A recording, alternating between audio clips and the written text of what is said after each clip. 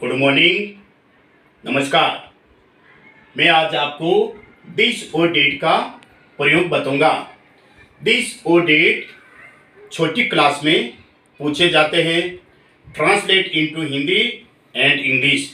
हिंदी में अनुवाद कीजिए, अंग्रेजी में अनुवाद कीजिए। तो छोटी कक्षा में फर्स्ट, सेकंड, थर्ड, फोर्थ, ये 4 कक्षा में दिस और डेट का प्रयोग पूछा जाता है।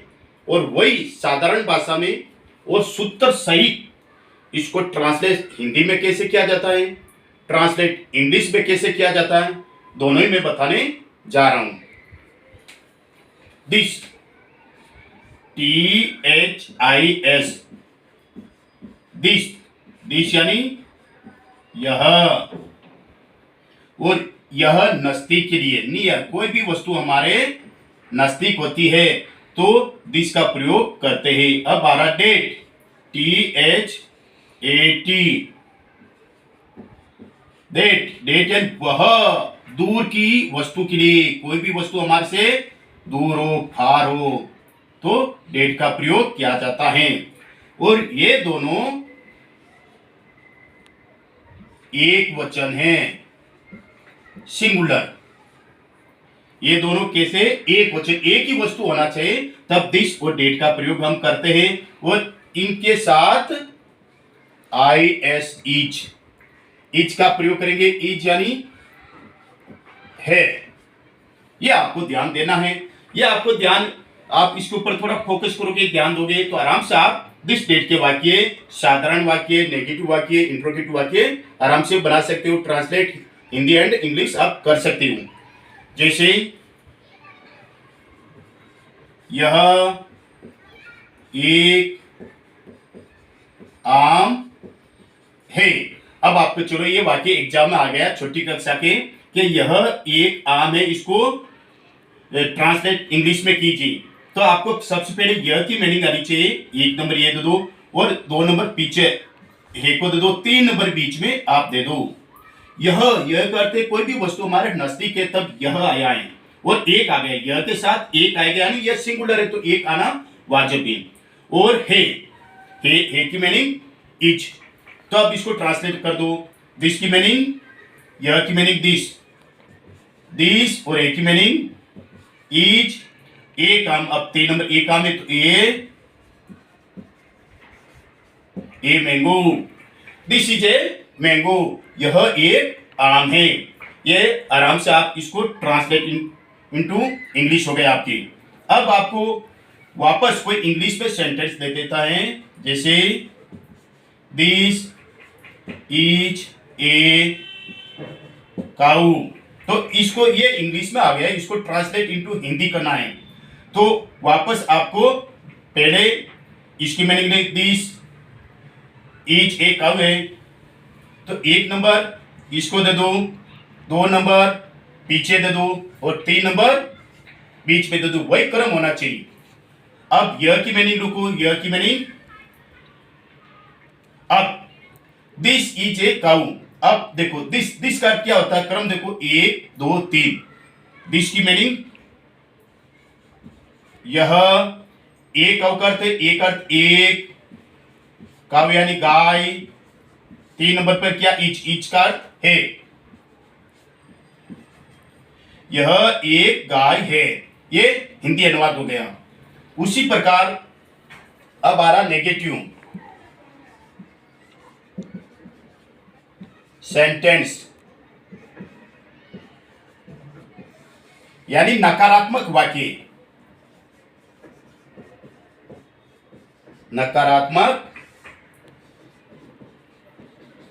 वाक्य। तो नेगेटिव, अब आप कैसे पहचानोगे कि ये वाक्य नेगेटिव है या नकारात्मक है? तो इसमें वाक्य में, हिंदी वाक्य में नहीं आएगा, नहीं मिलती, नकारात्मक हो गया। और नहीं आती, आप इच के बाद में क्या जोड़ दो, नोट। ये इच है, इच के बाद में नोट जोड़ दो और फॉर्मूला हमारा यही रहेगा। जैसे एग्जाम्पल के लिए, यह एक घोड़ा नहीं है, यह एक घोड़ा नहीं है, तो यहां पर नहीं आ गया तो वो सेंटेंस हमारा नेगेटिव हो गया, नकारात्मक हो गया और हम नए के लिए नोट का प्रयोग कर देंगे और वो नोट किसके बाद में आएगा, ईच के बाद में ईच लगा के नोट कर देंगे तो ये नेगेटिव वाक्य तैयार हो जाएगा। अब वापस 1 नंबर इसको, 2 नंबर हे को, अगर नहीं है तो 3 नंबर यहाँ से, 4 नंबर यहाँ से, एक क्रम होता है 1 2 3 4 ऐसा। अब इसकी स्पेलिंग लिख दो, यह की मीनिंग दिस। अब 2 नंबर है तो ईच, 3 नंबर ये नहीं है तो नॉट, और 4 नंबर ए घोड़ा तो ए हॉर्स।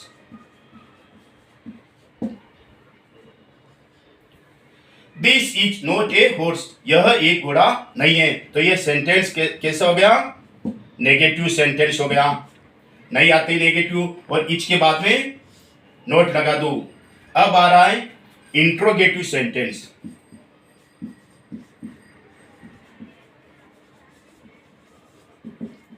इंट्रोगेटिव सेंटेंस यानी प्रश्नवाचक वाक्य, यानी इंट्रोगेटिव सेंटेंस यानी प्रश्नवाचक वाक्य जिसमें आपको कोई प्रश्न पूछा जाएगा और वाक्य के अंत में ऐसा चिन्ह मिलेगा आपको, तो आप समझ लाना ये इंट्रोगेटिव का चिन्ह है, प्रश्नवाचक वाक्य है और ये प्रश्नवाचक चिन्ह होता है, इंट्रोगेटिव सेंटेंस माना जाता है। अब इसमें इसको कैसे बनाएंगे, अगर इंट्रोगेटिव यानी प्रश्नवाचक वाक्य है तो इज वाक्य के पहले आ जाएंगे, और हिंदी वाक्य में आपको क्या मिलेगा, क्या, जैसे क्या वह एक पुस्तक है। अब आपको सबसे पहले ये वाक्य को पढ़ना है, क्या वह एक पुस्तक है, तो इसमें दो चीज हमको मिलेगी, एक चीज प्रश्नवाचक चिन्ह मिलेगा और दूसरे इसमें क्या मिलेगा।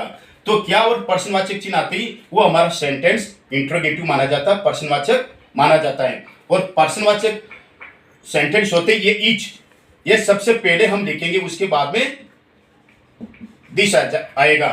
अब लो, अब इसकी रचना कैसे करेंगे, 1 नंबर हो गई, फिर 2 नंबर और 3 नंबर प्रश्नवाचक चिन्ह को देना है। अब देखो क्या, अब क्या की मीनिंग वाट नहीं होती, वो भी मैं बताऊंगा। वाट कब आता है, जब क्या अंदर आता है, वो WH वर्ड माना जाता है, WH वर्ड वाट।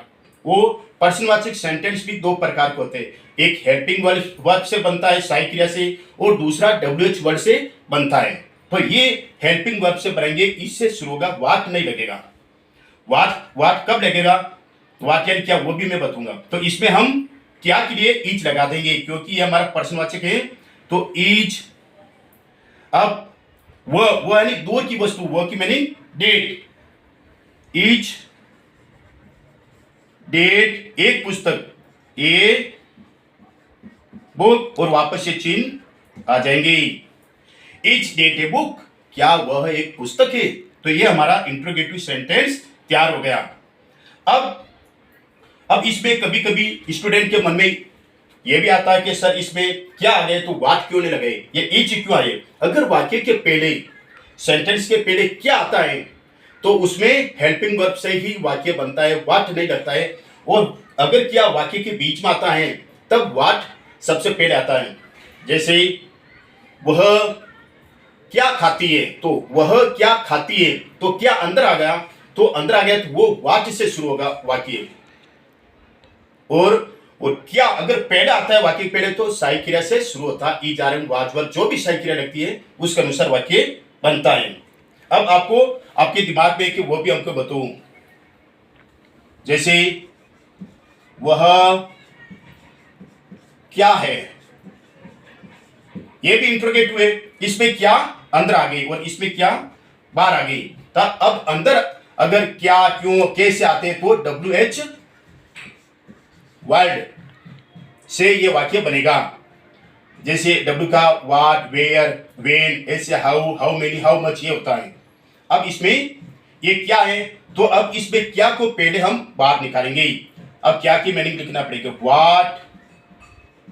अब हमारी सहायक क्रिया आएगी इज, हे की मीनिंग इज, व्हाट इज। अब वो की मीनिंग डेट और इंट्रोगेटिव चिन्ह, व्हाट इज डेट, वो क्या है।